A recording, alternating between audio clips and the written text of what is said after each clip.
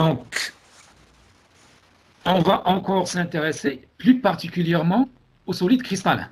On ne va pas étudier les solides amorphes. Alors, ces solides cristallins, ils peuvent être classés et cette classification dépend de la nature des liaisons qui assurent la cohésion de l'édifice. La cohésion, bon, on veut faire la traduction, c'est tanasuk en arabe.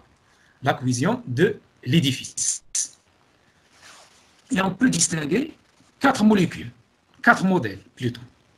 Donc, le premier modèle, c'est les cristaux métalliques ou bien les alliages. Et ça concerne surtout les éléments du bloc S du tableau périodique, les alcanes, les alcalinotéreux, et les éléments de transition, le bloc D sur le tableau périodique. Donc, la cohésion des atomes dans ces cristaux, elle est assurée par des liaisons métalliques.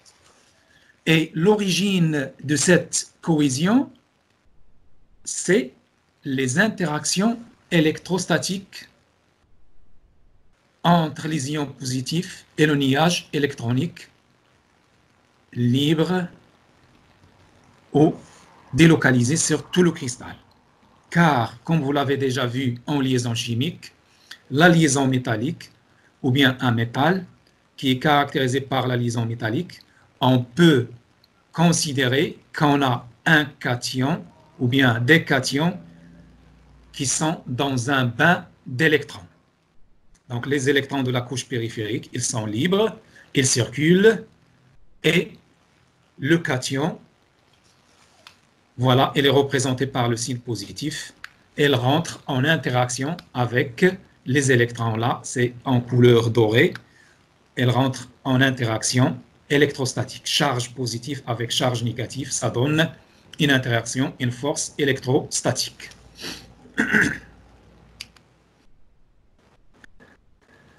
Les cristaux ioniques. Généralement, la formule c'est AXBY.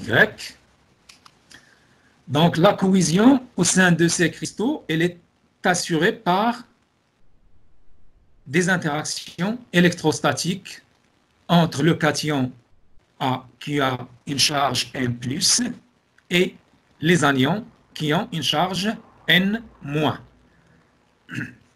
Bien évidemment, la charge globale doit être nulle. Donc, le X fois M, le X, ça veut dire le nombre de cations dans le motif, le X fois M, il doit être égal à Y fois N. Donc, M, c'est la charge de A et N, c'est la charge de B. Donc, ces composés sont formés lorsqu'on a une différence d'électronégativité élevée entre l'élément A et l'élément B. Bon, c'est le cas, par exemple, de NaCl. Le sodium, il est électropositif et le chlore, il est électronégatif. Donc, si on fait la différence entre l'électronégativité des deux éléments, on va avoir cette différence élevée.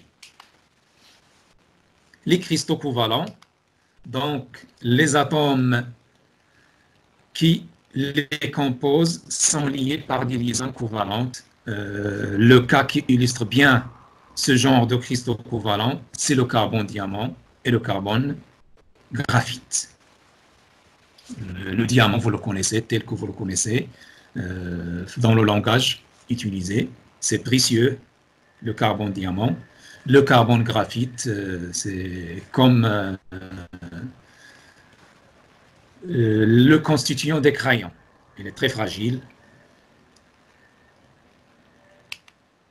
Alors, les cristaux moléculaires, c'est un autre type de cristaux ou de solides.